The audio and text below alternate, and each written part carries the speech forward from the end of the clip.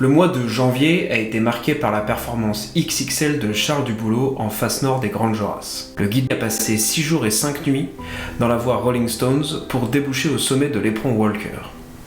Une ascension très engagée en solo hivernal, le genre d'exploit qui se fait de plus en plus rare dans les Alpes. Je ne vais pas parler de son ascension d'un point de vue technique, mais bien d'un point de vue historique, car s'il y a bien une face nord mythique en France, c'est bien celle des Grandes Jorasses. Et son impact sur l'histoire de l'alpinisme donne ce retentissement tant mérité à l'exploit de Charles. En plus, c'est l'occasion d'approfondir un peu ce que j'avais dit dans ma vidéo sur les 3 grandes faces nord des Alpes, qui manquait un peu de précision quant aux différents exploits dans cette face nord. De son propre aveu, Charles Duboulot a voulu renouer avec un style de grimpe plus traditionnel, loin des préoccupations de record de vitesse. D'où le choix d'une voie difficile et peu répétée, itinéraire isolé et singulier. Pour cette vidéo, je me concentrerai sur les ascensions de l'éperon Walker. Et tout commence dans les années 30, avec Riccardo Cassin et ses compagnons cordés. Venus d'Italie sans faire de bruit, ils ont volé la vedette aux guides chamoniards de l'époque, et notamment d'Armand Charlet, qui butait sur la deuxième partie de l'ascension. Avec des techniques nouvelles, ils furent les premiers à sortir à l'éperon Walker par la face nord. Pour la première hivernale, il faudra attendre l'inévitable Walter Bonatti en 1963.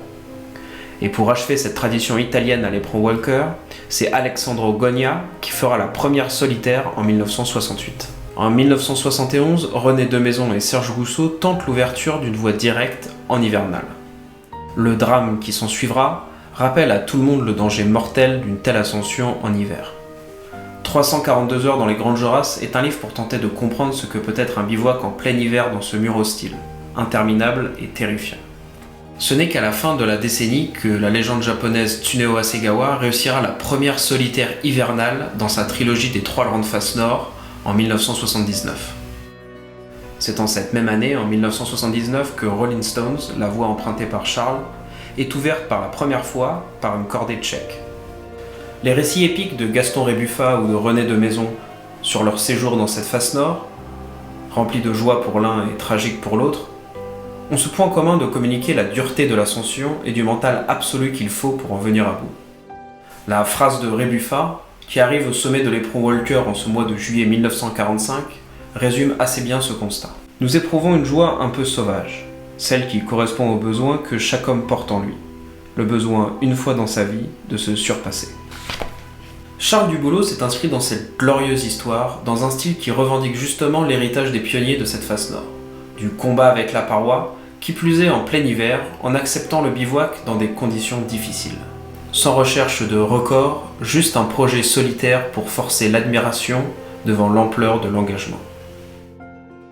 Voilà, c'était une petite vidéo pour revenir sur l'exploit de Charles Duboulot qui a beaucoup fait parler dans les médias, et pour approfondir un peu l'histoire de la face nord des Grandes Jorasses que j'avais survolée dans ma vidéo sur les 3 grandes faces nord.